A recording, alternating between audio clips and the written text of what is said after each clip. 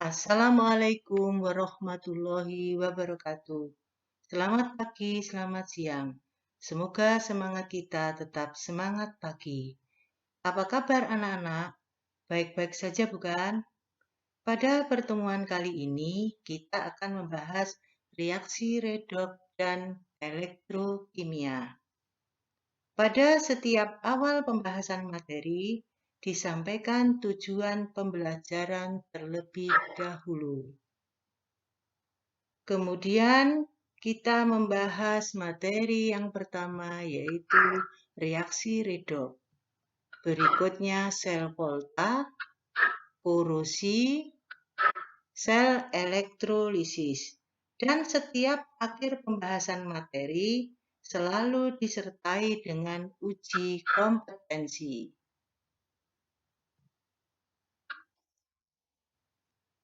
Pada pembahasan materi ini, kita mulai pada materi reaksi redoks. Tujuan pembelajaran ini, 1.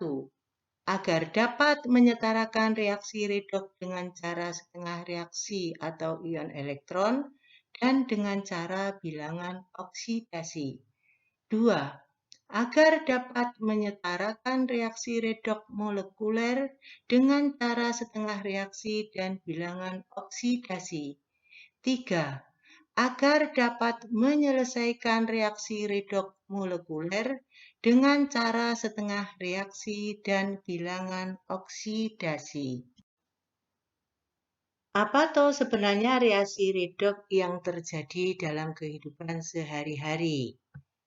Contohnya, fotosintesis, pembakaran, pengisian aki, penyepuan, yaitu pelapisan emas imitasi dengan emas murni. Apakah yang dimaksud dengan reaksi redoks? Tentunya kalian sudah tahu karena di kelas 10 kalian sudah mempelajari. Menurut perkembangan konsepnya, pengertian reaksi redoks yang pertama yaitu reaksi yang mengalami pengikatan dan pelepasan oksigen. Konsep yang kedua, reaksi redoks adalah reaksi yang mengalami pelepasan dan pengikatan elektron. Konsep yang ketiga, reaksi redoks adalah reaksi yang mengalami kenaikan dan penurunan bilangan oksidasi. Yang sering dipakai yaitu konsep yang ketiga. Tentukan bilangan oksidasi unsur Mn berikut. Berapa bilangan oksidasi unsur Mn? Berapa bilangan oksidasi unsur Mn dalam KMnO4? Berapa bilangan oksidasi Mn dalam MnO4-. Nah, ini kalian di kelas 10 sudah sering latihan waktu itu. Bilangan oksidasi Mn, karena Mn ini merupakan unsur bebas, maka bilangan oksidasinya adalah 0. Sekarang yang B. Berapa bilangan oksidasi Mn dalam KMnO4? Kalian tentu masih ingat bahwa jumlah bilangan atom-atom dalam senyawa sama dengan 0. Jadi, bilangan oksidasi atom K ditambah bilangan oksidasi Mn ditambah bilangan oksidasi O karena O-nya 4 kali 4 sama dengan 0. Bilangan oksidasi K sama dengan +1. Kenapa +1? Karena bilangan oksidasi unsur golongan 1A dalam senyawa sama dengan golongannya, yaitu +1, golongan 1A. Ini yang ditanyakan bilangan oksidasi Mn. Nah, yang sudah diketahui lagi bilangan oksidasi O. Bilangan oksidasi O dalam senyawa sama dengan -2. Karena jumlahnya 4, jadi dikalikan 4. Ini kalau kita selesaikan secara matematis, maka ketemu bilangan oksidasi Mn sama dengan +7. Berikutnya yang C. Berapa bilangan oksidasi Mn dalam MnO4-. Bilangan oksidasi, jumlah bilangan oksidasi atom-atom dalam senyawa ion poliatom sama dengan muatannya. Jadi, bilangan oksidasi Mn ditambah 4 bilangan oksidasi O sama dengan muatannya -1. Bilangan oksidasi O dalam ion poliatom sama dengan min 2 karena jumlahnya 4, jadi dikalikan 4. Secara matematis maka ketemu bilangan oksidasi Mn ketemu plus 7. Masih ingat kan?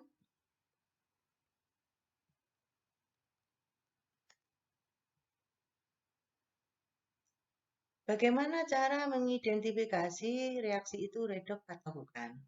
Apakah reaksi di bawah ini termasuk reaksi redox atau bukan? Ini saya tunjukkan dua reaksi. Yang pertama, Zn plus HCl menghasilkan Zn Cl2 plus H2. Yang kedua, Cl2 plus NaOH menghasilkan NaCl dan NaClO3 dan H2O.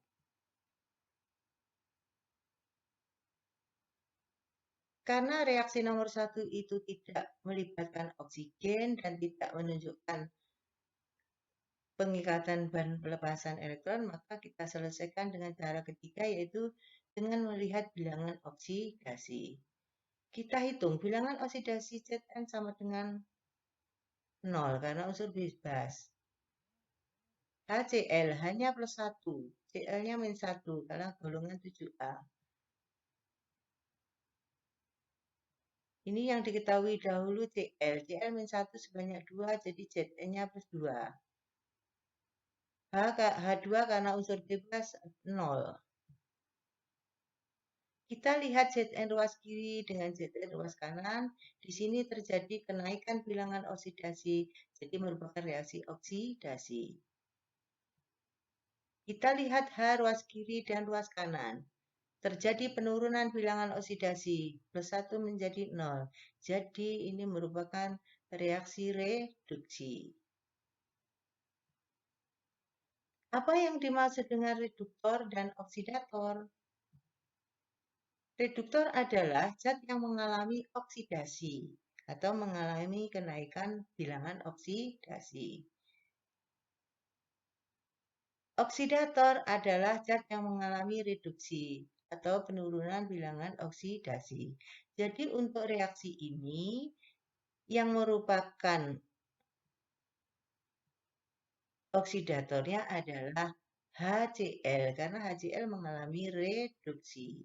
Sedangkan reduktornya adalah Zn karena Zn mengalami oksidasi. Sudah ingat bukan anak-anak?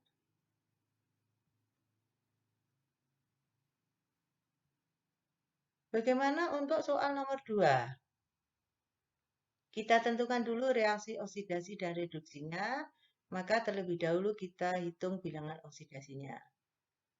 Cl2 bilangan oksidasinya 0. Kalau kalian sudah terbiasa, yang kita hitung bilangan oksidasinya yang mengalami perubahan bilangan oksidasi. Seperti ini, Na dalam senyawa mesti plus 1 karena golongan 1A. Di sini Na dalam senyawa ya plus 1, ini ya plus 1, jadi nggak perlu kita hitung. Cl-nya di sini 0, di sini Cl dalam NaCl min 1. Golongan 7A dalam senyawa sama dengan min 1 bilangan oksidasi. Di sini kita hitung, tidak boleh sama dengan ini. Kita hitung O-nya min 2 kali 3, Na-nya plus 1. Jadi Cl-nya ketemu plus 5. Kemudian kita tentukan reaksi reduksi dan oksidasi. Cl2 menjadi ini NaCl, bilangan oksidasinya min 1, jadi reaksi reduksi. Kemudian ini mengalami oksidasi dari 0 menjadi plus 5.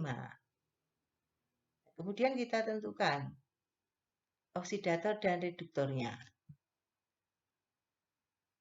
Oksidator adalah zat yang mengalami reduksi. Yang mengalami reduksi Cl2. Reduktor zat yang mengalami oksidasi. Yang mengalami oksidasi juga Cl2. Jadi di dalam reaksi ini, satu zat mengalami oksidasi dan mengalami reduksi. Juga dapat dikatakan bahwa oksidator dan reduktornya sama. Kalian masih ingat bukan? Zat yang oksidator dan reduktornya sama disebut reaksi apa? Jadi reaksi tersebut merupakan reaksi autoredox karena oksidator dan reduktornya sama. Masih ingat bukan materi reaksi redoks di kelas 10?